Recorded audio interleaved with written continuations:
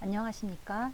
이번 시간은 감염관리 사업계획 이론편에 대해 강의하겠습니다. 저는 순천향대학교 부속 서울병원 김진화입니다.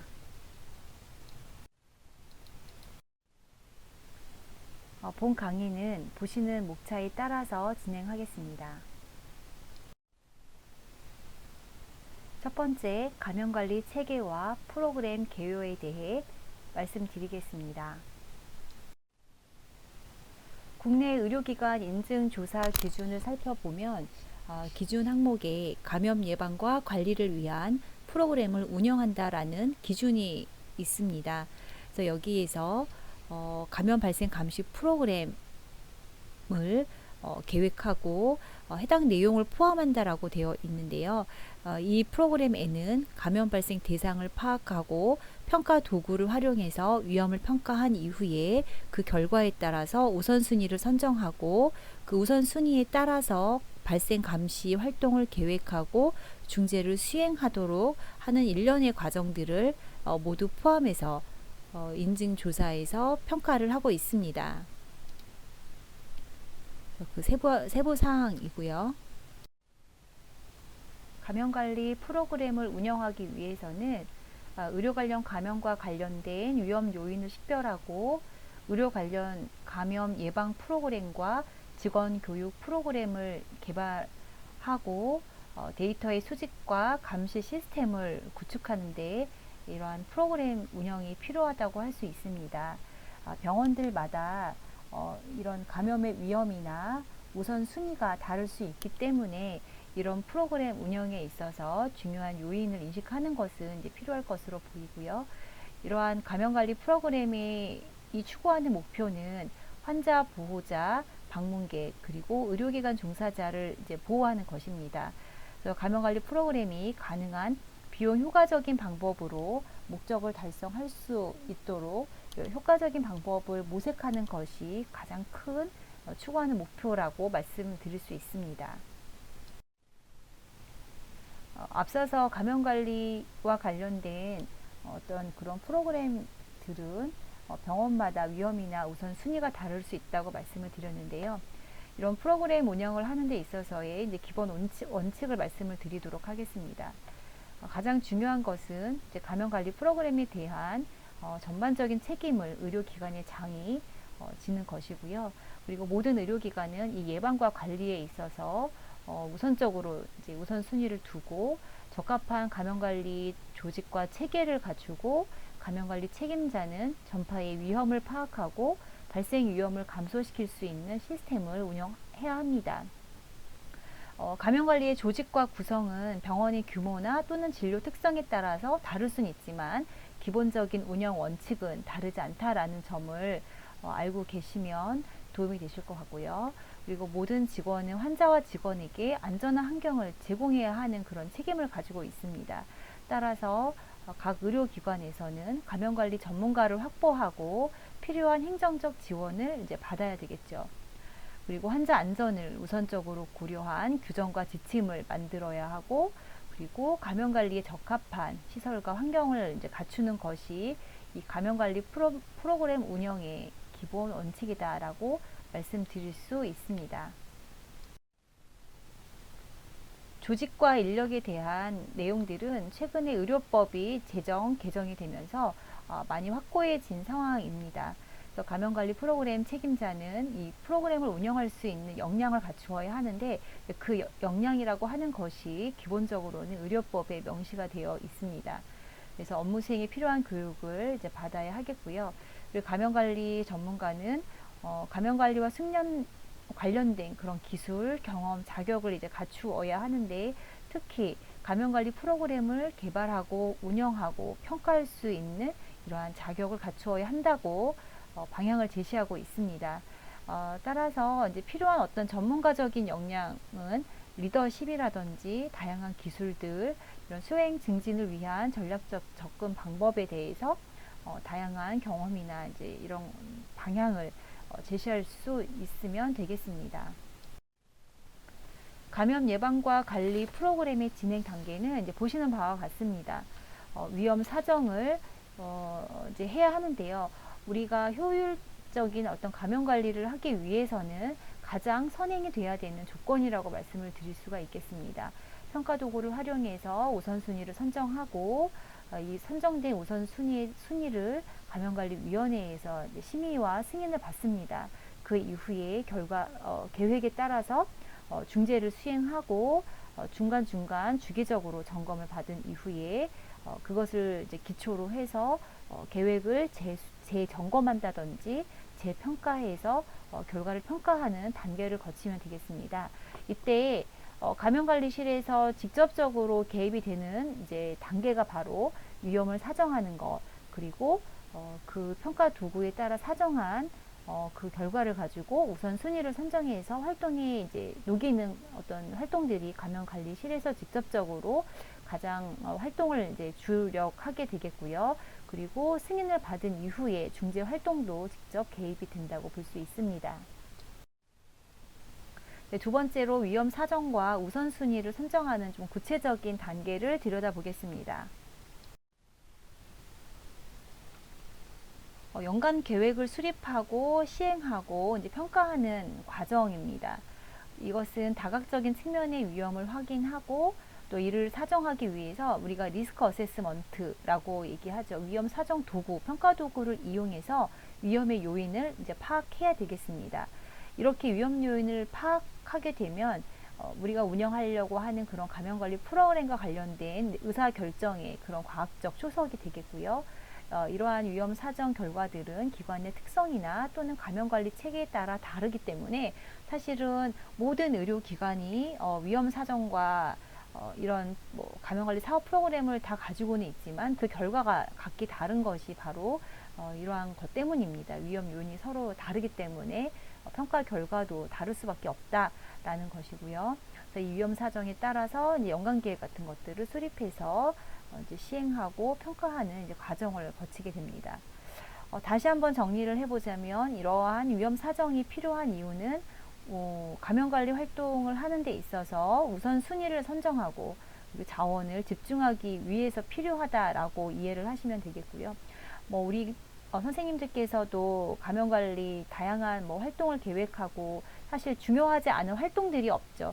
사실 우리가 감염관리실에 현재 있는 인력으로 그 모든 중요한 활동들을 다 집중해서 할 수는 사실 없거든요. 그렇기 때문에 어떤 것을 선택하고 어떤 것에 집중할 것인가를 결정하기 위해서 바로 이 위험 사정이 이제 필요하다라고 이해하면 되겠습니다. 네, 위험 사정 사이클입니다. 먼저 위험 사정을 하기 위해서는 대상을 확인해야 됩니다. 우리가 어느 대상을 타겟으로 이 위험 사정을 할 것인가, 대개는 병원 안에 다양한 인프라를 대상으로 할 수가 있고, 상황에 따라서는 어떤 지역사회 유행병이라든지 어떤 기관의 특성을 고려해서 다양한 어떤 우리가 필요로 하는 타겟팅하는 리스크를 먼저 대상을 확인을 해야 되겠고요. 이 대상이 선정이 되고 나면 어떤 방법으로 어떤 도구를 사용해서 평가할 것인가를 결정합니다. 가장 사실 유저한 것은 이제 감염관리 간호사 외에 위험사정 평가 도구를 활용해서 이런 대상들에 대한 위험을 평가하겠다라고 이제 우리가 예를 들 수가 있을 것 같고요.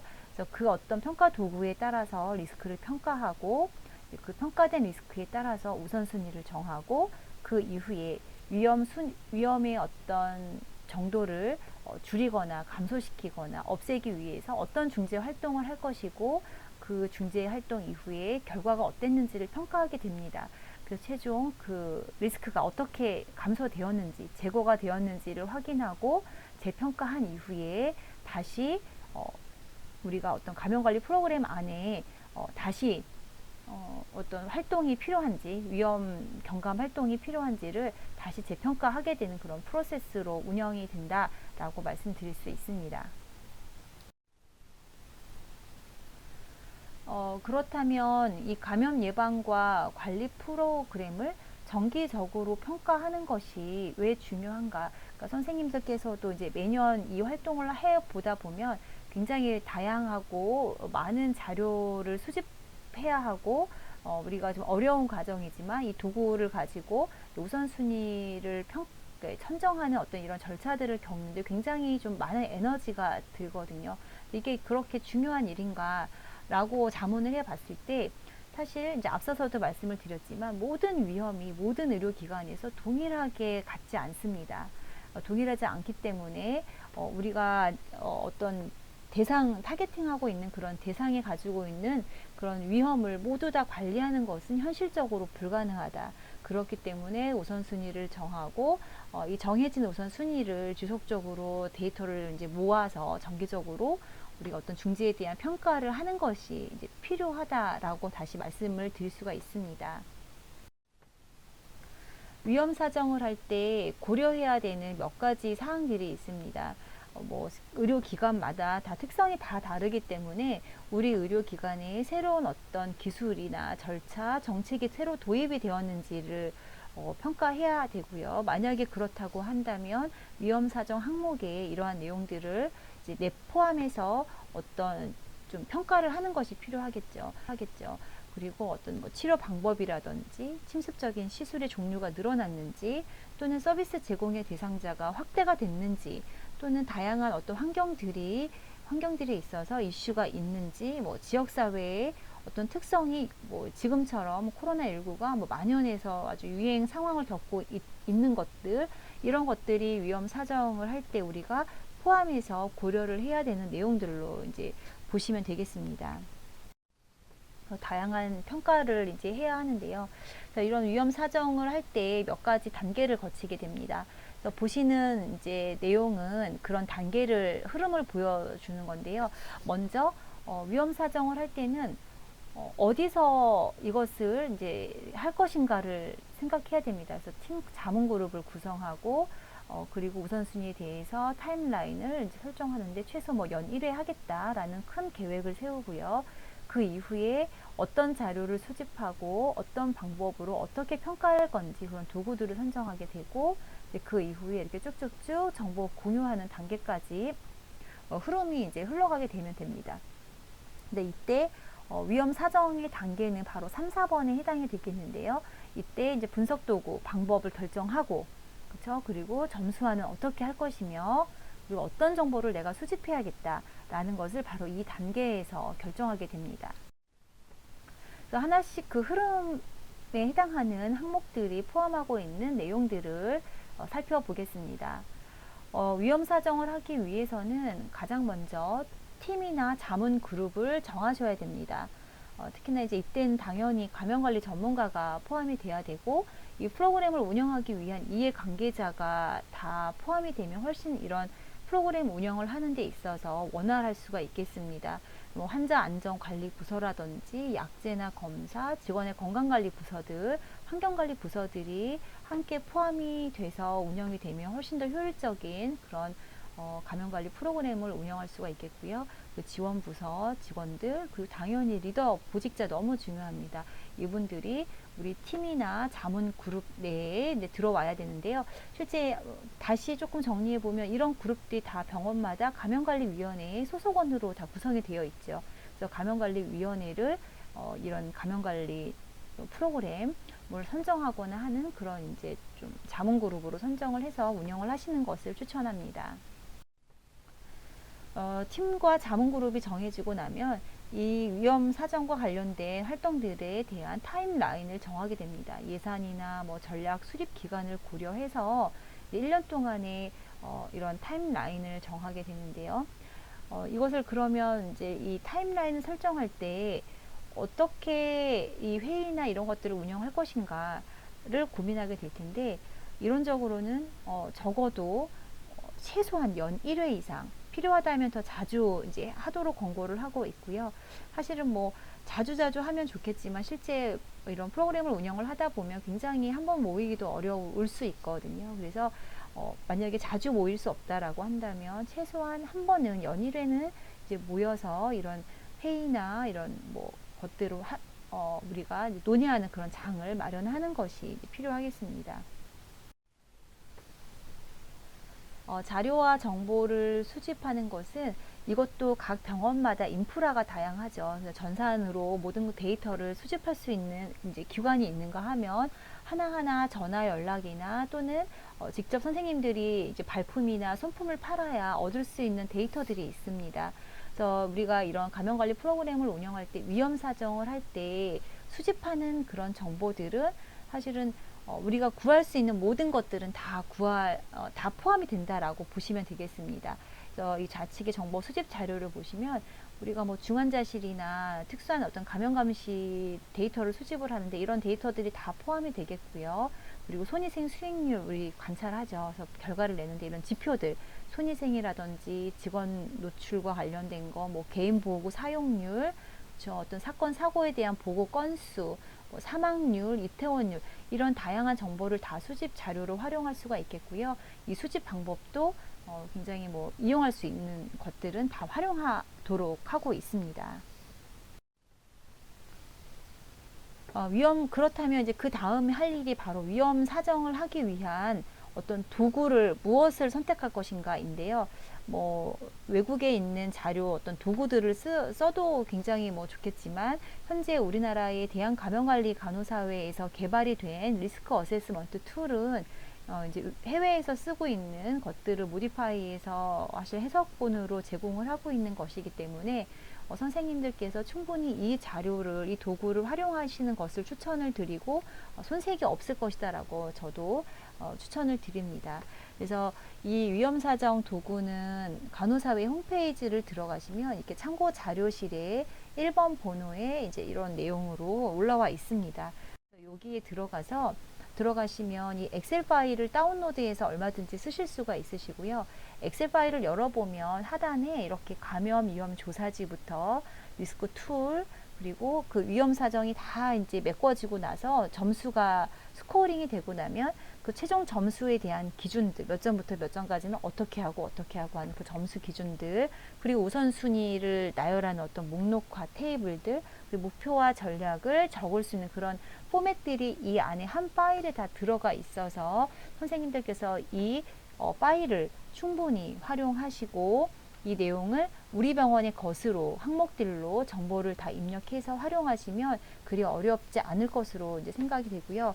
지금 감염관리 간호사회에서 제공하고 있는 이 이제 플랫폼 안에 들어가시면 위험 항목이 이렇게 기본적으로 디폴트가 세팅이 되어 있습니다. 이것은 어디까지나 예시이기 때문에 선생님들 의료기관에서 주로 할 수 있는 그런 다양한 어떤 이제 카테고리별 항목들을 여기다가 적어 놓고 채워 넣으셔서 활용하시면 되겠습니다. 이러한 내용들이 이 파일 안에 카테고리별로 이제 이렇게 예시로 들어가 있는 것이고요.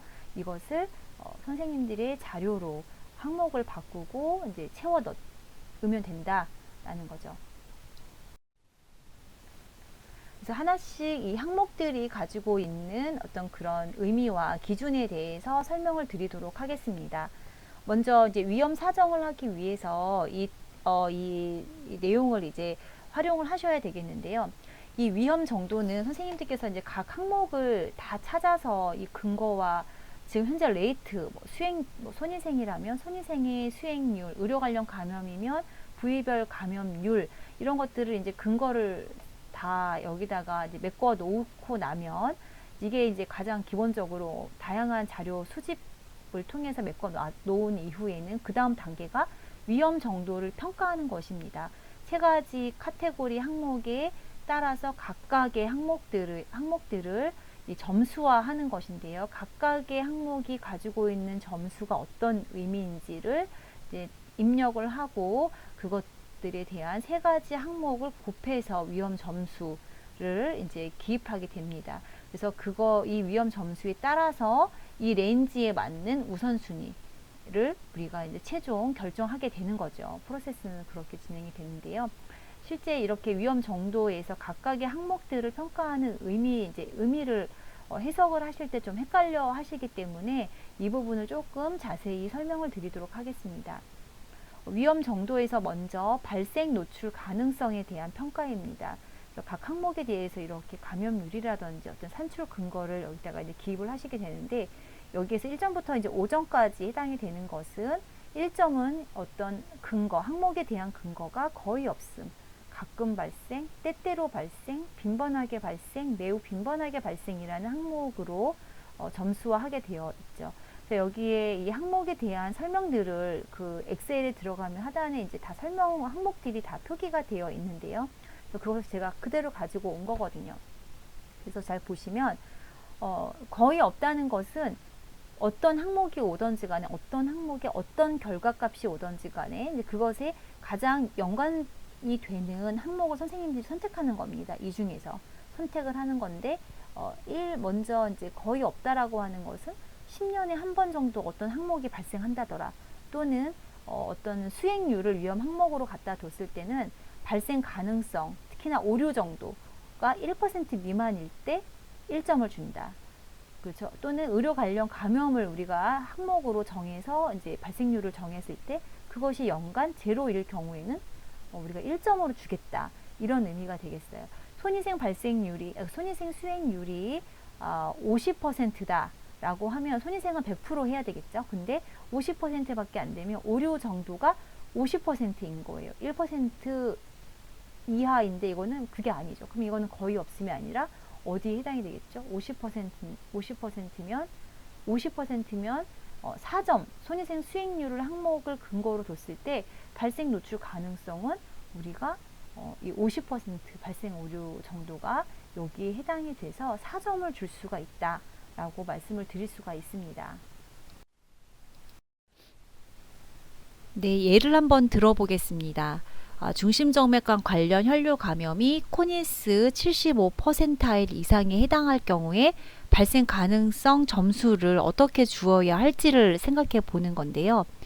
75%일 이상이라고 하는 이제 이런 근거가 주어졌죠. 저희가 조사 항목에 있어서 이 결과값을 이제 가지고 와서 발생 가능성 점수를 이제 찾아야 한다라고 했을 때 지금 1점부터 5점까지 우리는 줘야 하는 것이고, 각각이 가지고 있는 설명력들이 있죠. 이 중에서 우리는 이미 퍼센타일에 대한 근거를 좀 확보했어요.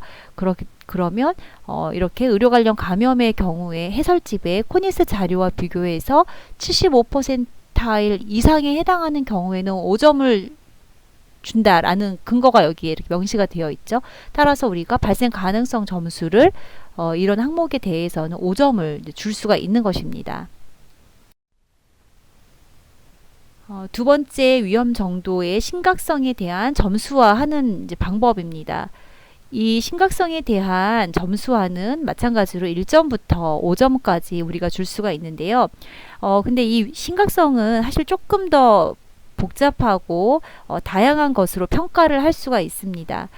이제 계속 뒤에서도 말씀을 드리겠지만, 이 위험 정도를 평가하는 것은 딱 그렇게 A, B, C, D 정답이 딱 있다기보다는 우리가 이제 수집한 그런 위험 항목에 따른 결과값, 근거를 우리가 이렇게 입력을 한 이후에 이 점수화 표에서 점수화 줄 수 있는 이 근거표에서 우리 전문가가 어떤 항목을 정해서 입력하는지에 따라서 점수가 조금 이제 편향되거나 그럴 수는 있다라는 것이 전제가 되거든요. 그래서 그것을 이제 가지고 하는 것이고, 결국에는 많이 하시다 보면, 경험이 많이 쌓이다 보면 좀 더 이제 확신을 하게 되고 신뢰를 스스로가 할 수 있는 이제 좀 그런 단계가 되겠죠. 그래서 그럴 때를 대비해서 이제 계속 연습하는 것이 이제 필요하겠다라는 말씀을 드리고 싶고요. 그래서 이 심각성은 여기에 이제 맨 좌측에 세로 항목을 보시면 환자 관리에서의 질, 상해, 소송, 그리고 의료 제공의 차질, 그리고 달성 정도, 재정에 대한 부담, 영향을 미치는 대상자 수라고 하는 다양한 카테고리에 해당하는 어떤 좀 내용들이 있는데요. 우리가 찾고자 하는 어떤 항목에 대한 근거 값이 이 중에 있는지를 확인하시고 이것에서 찾아서 일렬로 보는 겁니다. 예를 들면 뭐 영향을 미치는 대상자 수에 해당하는 항목에 대한 근거를 우리가 이제 찾고자 할 때는 이 미치는 대상자 수에서 보시면 되겠죠. 예를 들어 뭐 어떤 감염성 질환이라든지 또는 또 뭐가 있을까요? 영향을 미치는 것이 뭐 어떤 뭐 제일 흔한 게 이제 감염성 질환일 것 같습니다. 그래서 그런 것들이 이제 환자가 진단이 됐을 때 최소 몇 명에게까지 위험 노출이 됐는지, 뭐 예를 들어 결핵에 노출이 됐을 때 결핵으로 인해서 우리가 뭐 노출자 수를 이렇게 하죠. 그래서 그 한 건에 대해서 전체 15명이 뭐 노출이 있었다. 또는 50명 가까이 노출이 있었다. 이런 대상자 수가 우리 노출자 조사할 때 나오잖아요. 그래서 이제 그 기준을 보고 4점을 줄 건지 2점을 줄 건지를 선택하시면 되겠습니다. 또 하나는 뭐 이런 것도 있을 수 있습니다. 심각성에 있어서 사업 목표 달성 정도를 지난 사업과 비교를 해서 목표를 달성했다. 예를 들어 뭐 의료 관련 감염을 가지고 어떤 이제 몇 점 몇이라고 하는 근거가 나오죠. 이것이 우리가 정한 사업 목표의 달성 정도랑 평가를 해서 목표를 달성했으면 이 심각성에 1점을 주는 것이고요. 그것이 5% 이하 또는 5에서 10% 이상 어떤 목표나 일정에 이제 미흡하다라고 평가를 하게 되면 그 해당하는 점수를 찾아서 입력을 하시면 되겠습니다. 뭐 이제 이런 것들을 찾아서 우리가 넣을 수가 있겠고요. 또 하나는 이제 환자 관리에서의 질에서도 찾아볼 수가 있는데요. 우리가 뭐 예를 들어 혈류 감염이다. 클랩시가 몇 점 몇이라고 나오는 거죠. 그래서 여기서 이제 이 혈류 감염만 가지고 심각성의 점수를 줘야 된다라고 했을 때는 이렇게 보시면 됩니다. 예를 들어 클랩시가 몇 점 몇 이라고 나오죠. 0이 아니라 이제 뭐 감염 건수가 있는 겁니다. 그럴 때 클랩시는 보통 되게 진단을 받게 되면 우리가 이 의료 관련 감염으로 최소 뭐 7일에서 2주간의 뭐 항생제를 써야 된다라는 어떤 그런 이론적인 근거가 있죠. 그래서 UTI면 2주, 그래서 뭐 장기적인 의료 관련 감염이다. 예를 들어 어떤 추가 재원 기간의 연장이 필요하다. 이런 어떤 내용들을 우리가 조금 연결해서 생각해 볼 수가 있습니다. 그렇기 때문에 혈류 감염이 나왔을 때는 나는 환자 관리의 질에서 이 심각성을 최소 혈류 감염이면 원래 기간보다 항생제 치료 기간이 연장되니까 최소 1주 이상의 재원 기간이 연장되지 라는 근거 아래 4점을 내가 줘야겠다라고 하는 것들도 성립이 되겠습니다. 그래서 이런 식으로 심각성에 대한 점수를 평가해서 넣을 수가 있다라는 것이고요. 그 예시를 한번 살펴보면 중심정맥관 관련 혈류 감염으로 이게 2주 이상 입원 기간이 이제 연장이 된 사례를 보는 겁니다. 앞서서 설명을 드렸던 것처럼 이제 그랬을 때 이 경우에는 심각성을 4점으로 줄 수가 있다라고 우리가 평가를 할 수가 있겠습니다. 뭐 경우에 따라서는 이 심각성에 있어서 뭐 어떠한 사건 불만이나 소송, 어떠한 이벤트가 있었어요. 항목에 대한 이제 근거 이벤트가 몇 건이 나왔죠. 그래서 그 몇 건이 뭐 부서 내에서 해결 가능한 정도의 불만으로 끝났거나 했을 때는 뭐 2점을 줄 수도 있죠. 우리가 환자 관리에서의 질에서 보면 4점을 주지만 또 다른 항목의 근거에 비추어서 볼 때 2점을 줄 수도 있다. 그러니까 우리 이제 이 감염관리실에 계시는 선생님들이 전문가적인 입장에서 어떤 항목을 정하고 그것에 대한 결과값을 근거로 내세웠을 때 그 항목이 심각성 부분에서 어디에 어느 항목에 내가 항목을 선택해서 점수를 줄 것인가 이것을 선택하는 게 이제 그 점수를 주는 근거가 되는 것입니다. 그래서 선생님들이 정하는 점수가 이제 이게 하나의 어떤 그런 위험 정도를 평가하는 중요한 지표가 된다라고 생각하시면 되겠습니다. 그리고 이제 세 번째가 바로 준비 대처 기능입니다. 이것은 준비나 대처의 정도를 이제 1, 2, 3, 4점 안에서 찾아서 우리가 평가를 하게 되는 건데요. 이렇게 여기 또 보시면 심각성처럼 많은 항목은 아니지만 좌측 세로열로 그 설비나 시설, 인력, 업무 수행 정도 그리고 그 근거에 대해서 해당 항목, 위험 항목에 대한 근거를 대입해서 1, 2, 3, 4점 중에 선택을 하는 어떤 그런 과정이라고 보면 됩니다. 그래서 뭐 예를 들어 손위생 수행률이 우리가 예를 들어 50%예요. 50%면 앞에서도 발생 가능성이나 뭐 이런 부분에서도 손위생 수행률을 이제 오류 가능성에서 찾아볼 수도 있었지만, 마찬가지로 준비 대처 기능 정도에서도 업무 수행 정도로 손위생 수행률이 50%면 몇 점으로 줄 수 있을까요? 50%니까 여기 3점에 해당하는 업무 수행 정도가 50에서 70이죠. 그래서 여기에 해당하는 점수로 우리가 줘도 된다라고 말씀을 드릴 수가 있겠고요. 또 경우에 따라서는 위험 항목에 대한 어떤 그런 항목들이 설비나 시설의 보완을 요구하는 것들이 있습니다. 그래서 선생님들께서 평가하실 때 나는 이런 어떤 지표값이 전혀 안 되어 있는 거예요. 전혀 안 되어 있어요. 그래서 뭐 수행률조차도 우리가 근거로 삼을 수가 없어요. 내가 구하지 않아서 그럴 수도 있고, 또는 뭐 알 수 없는 그런 이제 값의 위험 항목만 가지고 있을 경우에 이것을 나는 아니 이런 것도 할 수는 있습니다. 그래서 위험 정도에서 준비 대처 기능의 설비나 시설로 보는 거예요. 그래서 손위생 시설이 갖추어져 있다. 그러나 뭐 또는 설비나 시설 보완이 전혀 불가하다. 이런 것들로 보완이 가능하다, 또는 준비가 되어 있다, 일부 되어 있다, 일부 가능하다, 이런 내용으로도 충분히 준비 대처 이런 그 정도에 대한 점수를 부여할 수 있겠다라는 말씀을 드리겠습니다.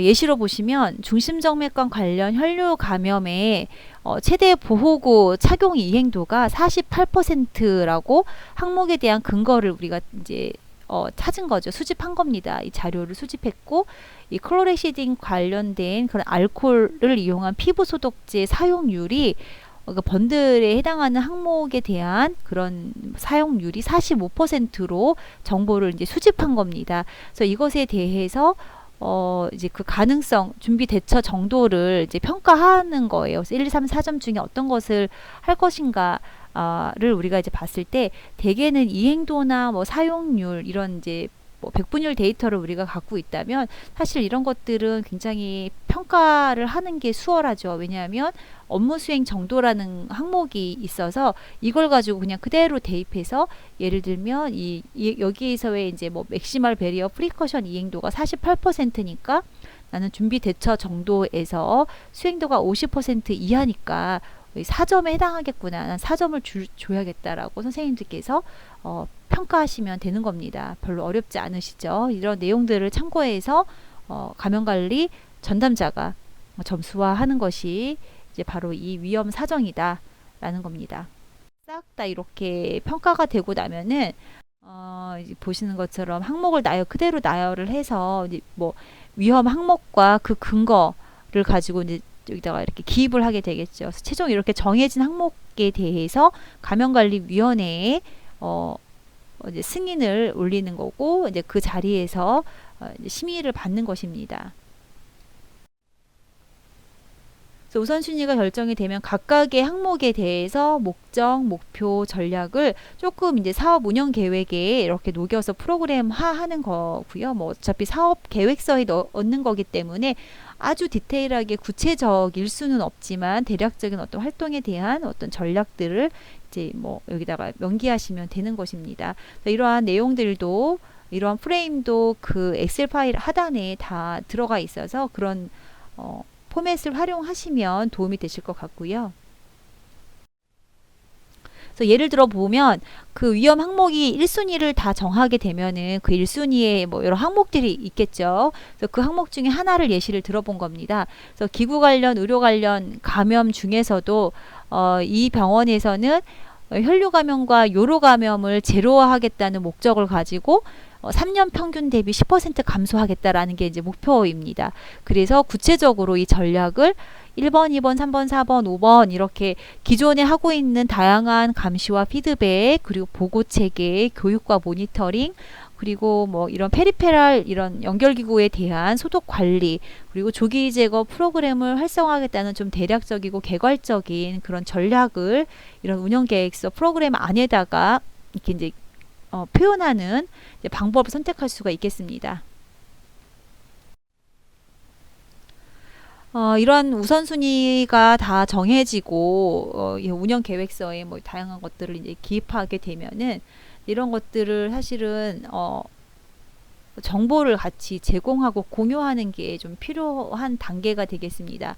그래서 위험 감소 계획을 관리하기 위해서 좀 지속적으로 그 해당 부서에 피드백을 해주고 또 관련 뭐 경영자라든지 이제 관련된 부서에 이제 보고를 하는 활동들이 이제 필요하겠습니다. 그리고 이 위험 사정과 관련된 위험 관리 책임자 인 거죠. 책임자는 대개는 뭐 감염관리실이 되겠는데요. 이런 과정과 결과에 대해서 좀 정기적으로 서베일런스하고 중요한 것은 바로 오딧을 하는 거죠. 오딧이라는 것은 사실 우리가 뭐 가죠. 그쵸? 고위험 부서에 가서 모니터링을 하고 피드백 주고 교육을 하지만 실제 이제 이런 활동들을 어느 날 갑자기 한번 탁 방문을 해서 정말 제대로 된 어떤 우리가 세운 어떤 계획이나 전략에 따라서 잘 실행이 되고 있는지 현장에 가서 꼭 그 격차를 확인하는 활동을 오딧이라고 합니다. 그래서 이런 어떤 오딧 활동을 좀 중요하게 이런 위험 모니터링 활동에서 소개를 하고 있고요. 핵심 요소라고 한다면 이 오딧은 이제 의사소통을 잘 하고 이제 필요한 협의와 적절한 타이밍에 피드백을 주는 활동들이 이제 중요하다라는 어떤 개념에서 생긴 그런 내용입니다. 그래서 이러한 내용들을 이런 정보 제공 단계에서 선생님들께서 이제 이런 활동들을 같이 수반하면 되겠고요. 모든 것이 다 이렇게 정해지고 나면 이제 마지막으로 뭐 사업 계획, 연간 계획, 운영 계획 다 동일한 단어인데요.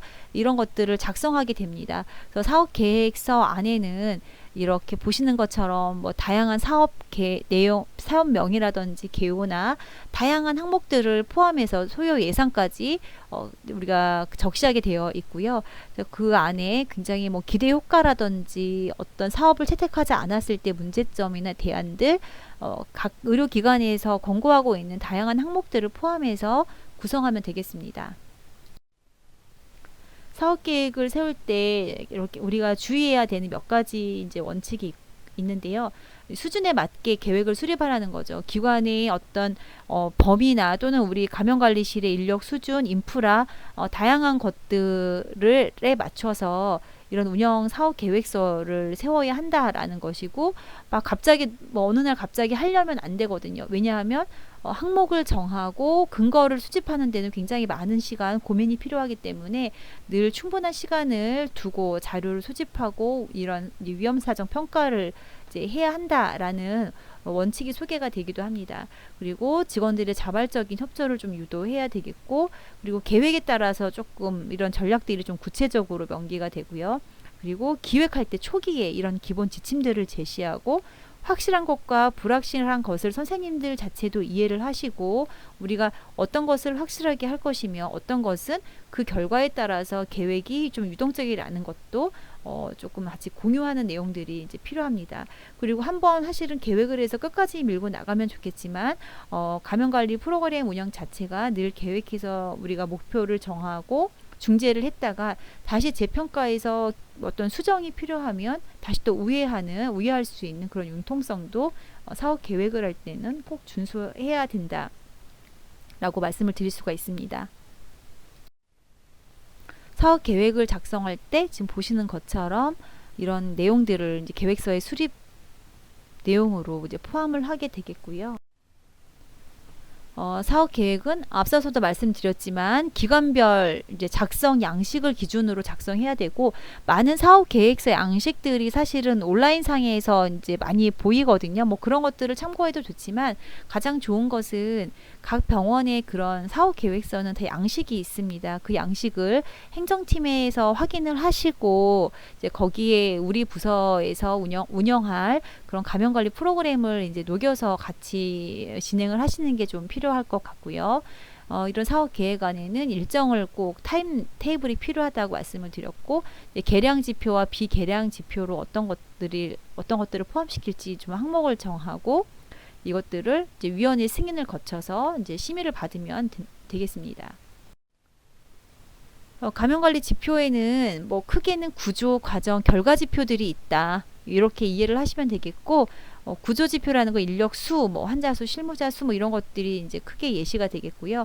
과정지표라는 것은 어떤 결과를 이끌어 가기까지의 어떤 과정에 필요한 우리 레이트가 있죠. 손위생, 수행률, 격리 지침, 이행률 이런 것들이 있어요. 이런 것들이 다 과정지표가 되고 사망률이라든지 감염률, 다젠 예성균 획득률, 우리가 결과 아웃컴으로 확인해서 나오는 어떤 결과값들은 다 이 결과 지표다라고 보시면 되겠습니다. 이러한 지표들을 이용해서 우리 사업 계획서 안에 목표나 이런 것들을 녹일 수가 있겠습니다. 사업 계획을 할 때 우리가 그 계획서 안에 그런 지표를 적을 수 있는 다양한 어떤 프레임을 사용하게 되는데, 이제 지금 보시는 게 여러 병원들에서 사용하고 있는 어떤 예시 프레임이 되겠습니다. 이런 것들도 쓰고 있다 정도로만 선생님들께서 샘플로 좀 봐주시면 될 것 같고요. 그래서 이렇게 표현을 하기도 합니다. 병원마다 이런 업무 구분이나 대상 방법, 일정이나 이런 것들을 이제 보고 대상은 어디로 할 것이냐 이런 것들을 점으로 표기도 하고요. 이렇게 타임 테이블이 사업 계획을 이렇게 표현하는 병원들도 있다. 이 정도 이제 참고하시면 되겠습니다. 마지막으로 좀 정리를 해 보겠습니다. 감염관리 사업이라고 하는 것은 가장 중요한 어떤 자료 수집 과정을 통해서 이제 근거를 찾고, 결과값이죠.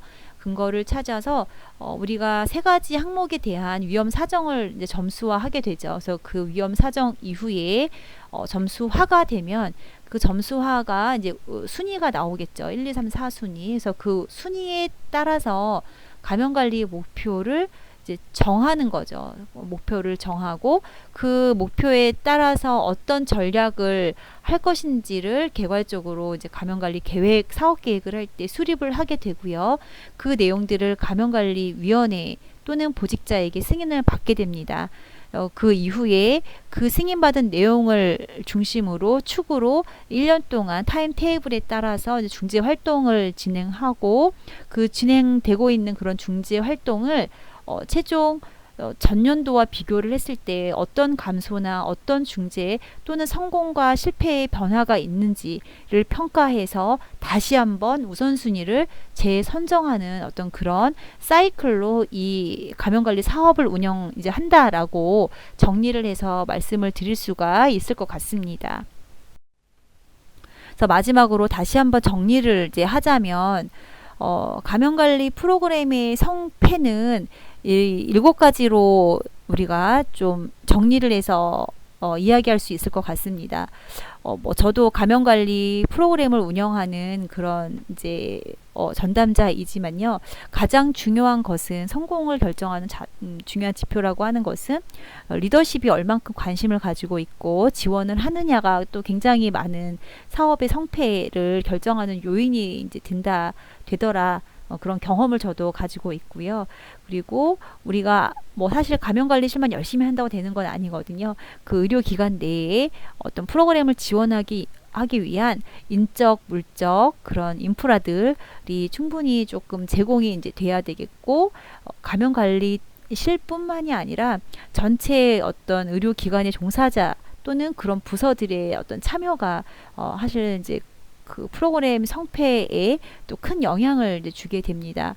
그리고 항상 이 프로그램을 설계할 때는 꼭 위험 사정, 도구를 이용한 평가에 의해서 계획을 수립하는 것이 굉장히 우리가 하고 있는 감염관리 활동의 과학적인 근거를 이제 우리가 기초해서 한다라는 어떤 그런 증명이 되기 때문에 항상 활동은 과학적 근거에 의해서 이루어져야 한다라는 것을 강조드리고 싶고요. 그리고 이제 중재를 그리고 나서 이제 수립을 하는 거죠. 마지막으로 지속적인 감시, 수집, 분석 프로세스 개발하고 유지하는 것이 이제 이런 것들을 기틀을 토대로 우리가 움직이는 것이고, 가장 마지막에 이런 프로그램의 어떤 목적, 목표, 전략을 평가하고 다시 계획을 재수정해서 우리가 다시 사이클을 돌리는 것이 감염관리 프로그램의 어떤 성공을 위한 전략 요소이지 않을까라고 생각을 하면서 오늘 강의는 여기까지 마무리하도록 하겠습니다. 장시간 고생 많으셨습니다. 감사합니다.